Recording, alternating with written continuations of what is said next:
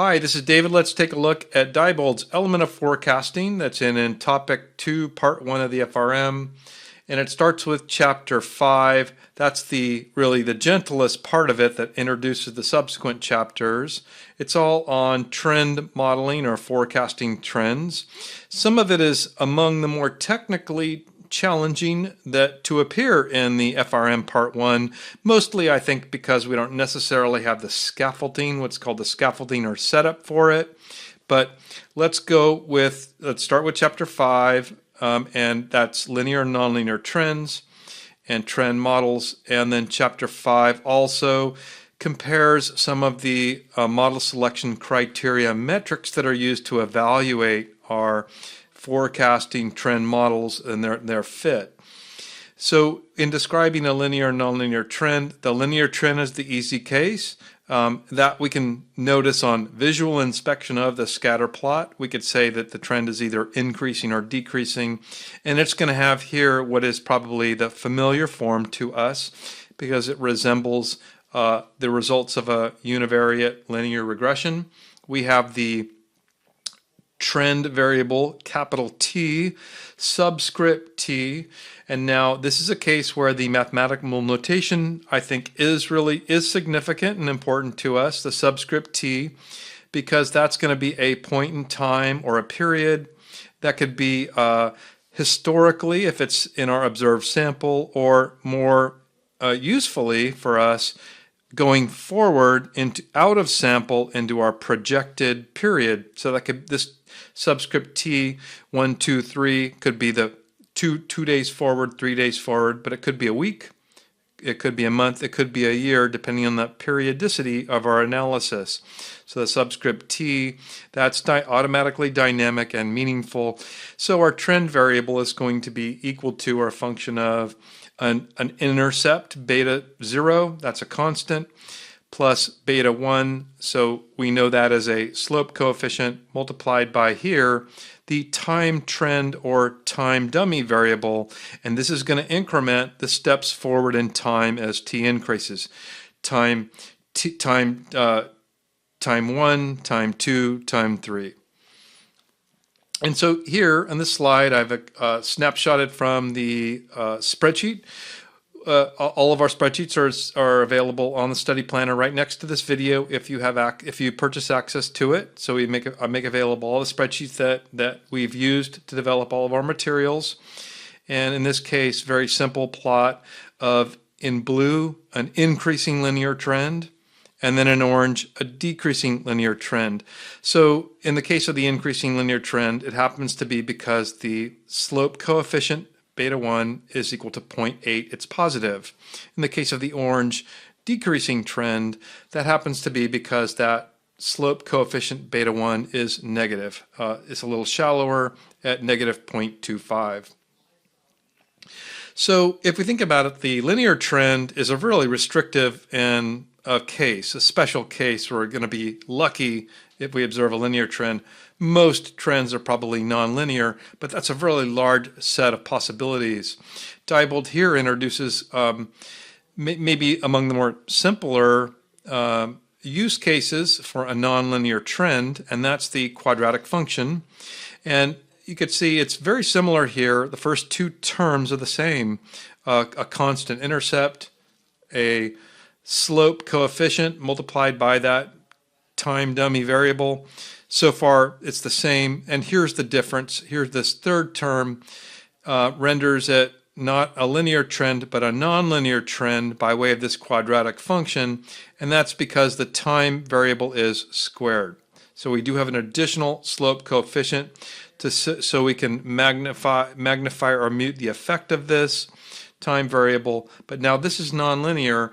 And so then also here from my spreadsheet, I think I may have replicated Diebold's examples here, can't recall, but 4 graphs here.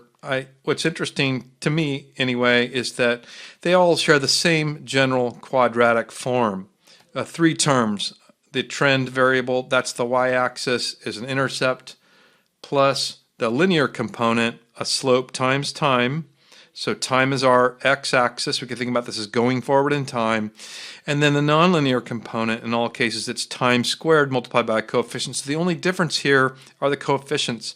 You can see just this relatively simple quadratic trend, which is nonlinear, actually affords us quite a bit of flexibility in fitting the model. Right here, this would cover quite a few use cases for nonlinear models.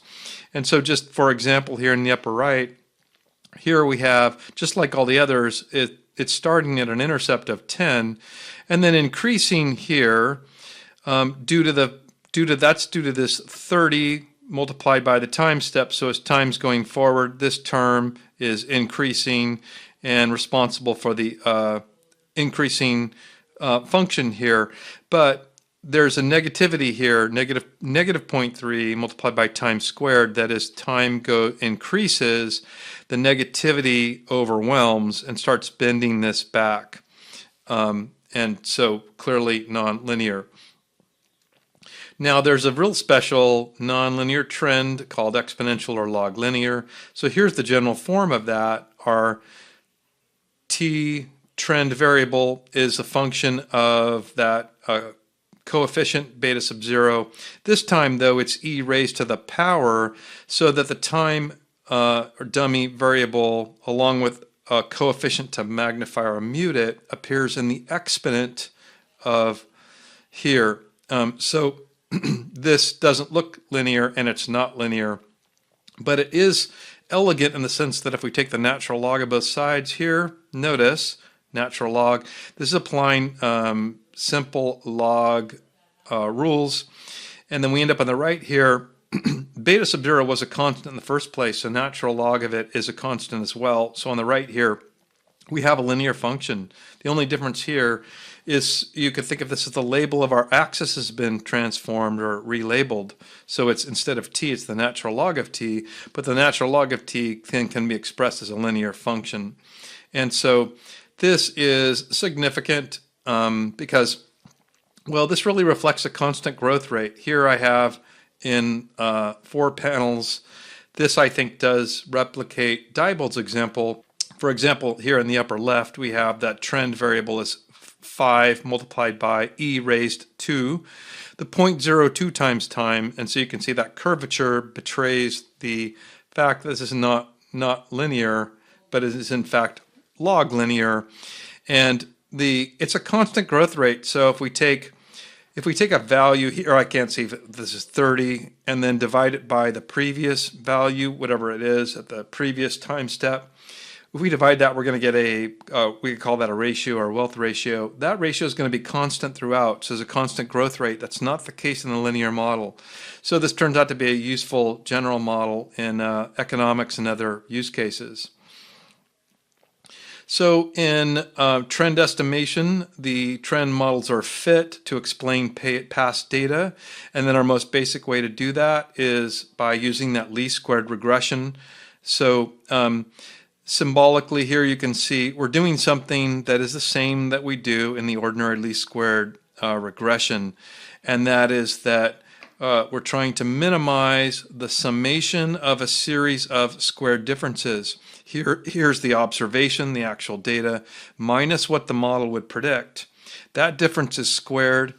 In squaring that, we not only convert negatives to positives, but most significantly, the outliers get really magnified with greater weight.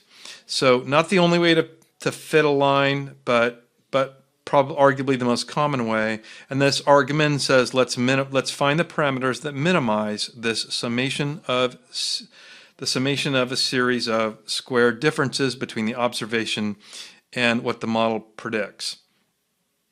So additional math here, but exam-wise, no reason to get bogged down in this, I would say, because it's all the same general idea, right? An observation minus what the model predicts, squaring that, we want to minimize the sum, find the parameters that minimize, the arguments or parameters that minimize that.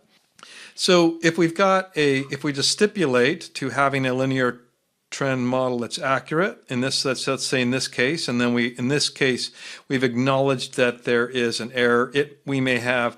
This will have in univariate linear regression, the expectation of this error is 0, but so that just means that really its average value is 0. It has an expected value of 0, but at the same time we know that there will be errors. So expectation of 0 is not the same as saying that it is always 0. It's just that the mean is 0.